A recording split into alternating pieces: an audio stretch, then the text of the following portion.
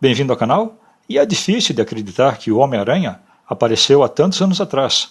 Ele é o mais reconhecível e o mais icônico personagem da Marvel, e ele é conhecido em todo o mundo.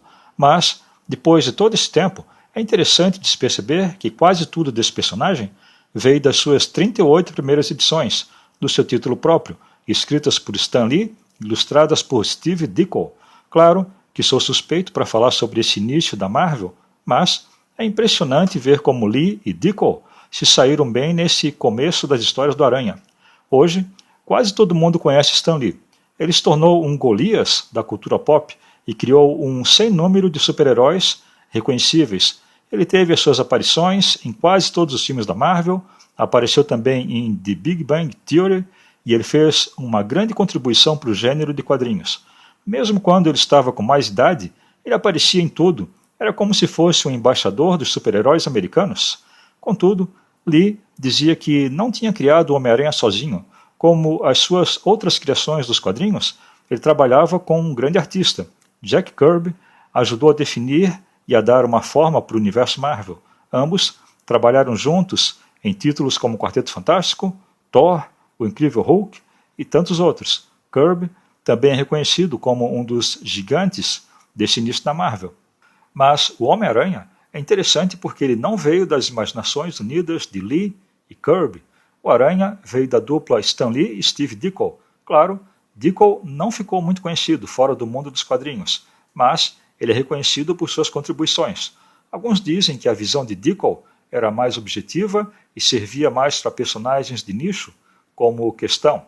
Outros dizem que Stan Lee nunca acreditou realmente Steve Ditko como co-criador do Aranha. Então, Ditko nunca foi beneficiado pelo seu trabalho na Marvel, e assim, ele nunca alcançou a fama.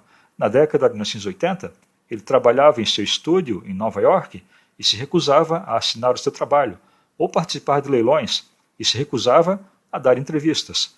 Ele nunca desejou faturar com a sua reputação como criador de um dos mais icônicos personagens de todos os tempos. Segundo a minha pesquisa em sites da internet, para elaborar esse texto, é de admirar a sua ética e a sua integridade. Seu outro grande trabalho na Marvel foi a criação do Doutor Estranho, que também deveria ganhar a sua coleção própria em formato gigante, assim como essa do Homem-Aranha. E há muita discussão sobre a criação do Aranha e quanto de contribuição tanto Lee quanto Ditko trouxeram para o personagem. Mas a intenção aqui não é julgar quem fez o quê ou qual dos dois contribuiu mais para a criação do escalador de paredes. Não sei o suficiente dos fatos para chegar a uma conclusão. Trouxe essas informações para contextualizar essas histórias do Aranha. Como sabemos, o Aranha sobreviveu à saída do Ditko e à chegada de John Romita, que tomou controle sobre os desenhos. Mas acho que as histórias do Aranha com Lee e Ditko são a pedra fundamental de toda a Marvel e estão entre as melhores histórias de super-heróis de todos os tempos.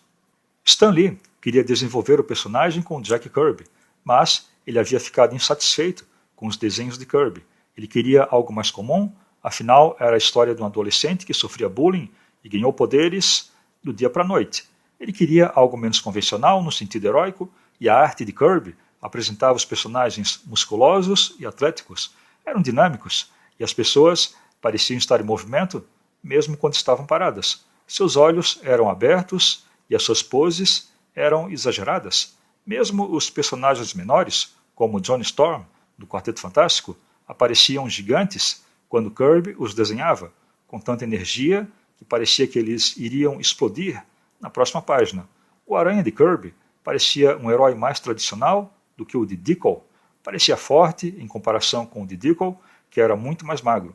Mas parecia que a máscara do Aranha, que cobria todo o seu rosto, incomodava um pouco o Kirby. E essas coisas mostram como Steve Ditko foi essencial para definir o personagem e os seus movimentos, muitas vezes em poses contorcidas.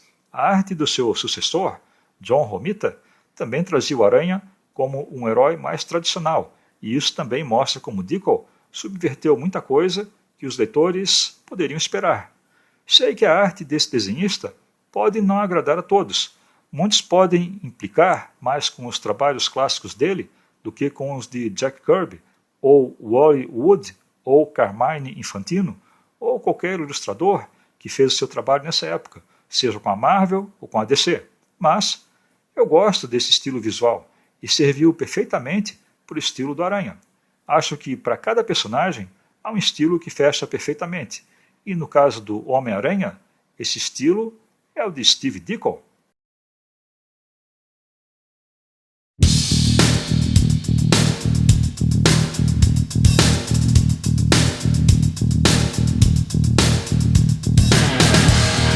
Você conhece toda essa história? Peter Parker sofria bullying na escola, era orgulhoso e morava com os seus tios, Ben e May Parker, que o mimavam tanto quanto podiam. Peter é picado pela aranha radiativa. Ele não pensa em ajudar as pessoas com os seus poderes. Ele tenta ganhar algum dinheiro com os poderes. De forma egoísta, ele deixa um ladrão passar por ele após um assalto. Então, o tio Ben é morto por esse mesmo ladrão que Peter havia deixado escapar. E aqui começa a saga do Homem-Aranha. No espaço de 22 edições, eles criaram o Sentido-Aranha, a Tia May, J. Jonah Jameson, o Abutre, o Dr. Octopus, o Homem-Areia, a Betty Brant, o Lagarto, o Electro, o Mistério, o Duende Verde, Kraven, o Caçador, o Sexteto Sinistro e Ned Leeds. Isso fora o que eu devo ter esquecido. De novo, isso tudo em apenas 22 edições. Desde essa primeira edição, o Aranha nunca teve descanso. Ele não é apresentado como um super-herói perfeito, é só um adolescente que carrega a culpa pela morte do seu tio. E o tio Ben era o seu guardião e o seu mentor.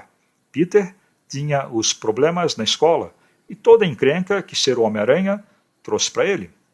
E o que é impressionante nessa história é que os elementos apresentados nela são os que carregaram o personagem até os dias de hoje. Isso mostra como essas ideias foram poderosas. Aqui é apresentado o elenco principal, como a Tia May, e como sabemos, todas as histórias do Aranha seguem essa mesma ideia. Com grandes poderes, vem grandes responsabilidades. E Peter Parker aprendeu isso da pior maneira possível.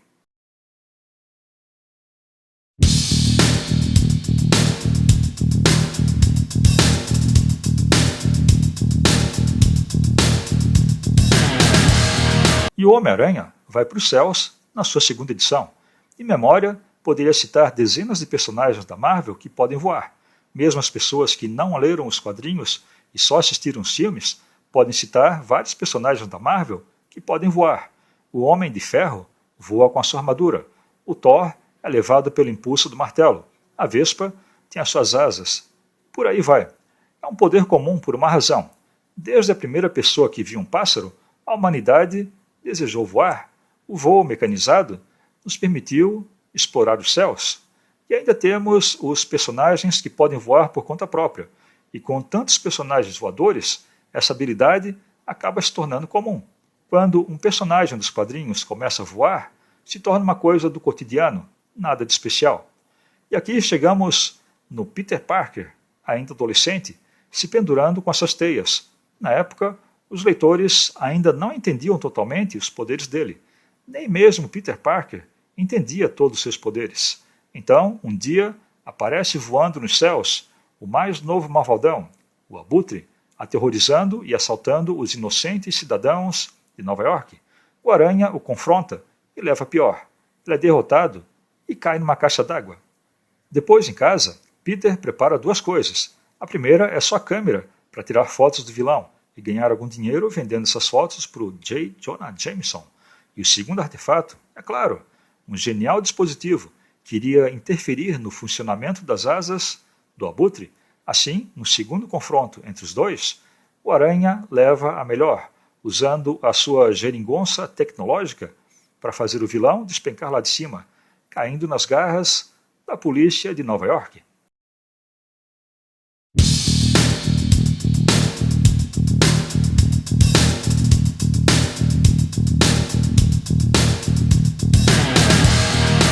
Eu vou deixar uma nota 9 a todos esses clássicos do Homem-Aranha. E é um clássico por uma razão. Tudo foi bem feito e há uma leitura divertida e tudo já estava lá. Todas as histórias do Aranha que vieram depois parecem variações dessas histórias da dupla Lee Ditko. E essas histórias sempre vão ser uma recomendação minha, principalmente para quem é fã do Spidey e também para os novos leitores que querem saber como tudo começou. Aqui você vê o surgimento de todos os personagens e o desenvolvimento deles, principalmente do Peter Parker. O Quarteto Fantástico foi a origem do universo Marvel e foi a sua pedra fundamental, mas foi com a Aranha que a Marvel encontrou o centro do seu universo. A origem do Aranha e a sua primeira aparição foram brilhantes. Normalmente, as primeiras histórias dos principais heróis Marvel também eram muito boas, mas a origem do Aranha bastava por ela própria, e essa fase com o desenhista Dickel me parece consistente em todas as edições. Essas histórias mostram por que a Marvel fez tanto sucesso quando surgiu como editora de super-heróis, e as histórias são divertidas ainda nos dias de hoje. Então era isso, a edição definitiva do Homem-Aranha, número 1.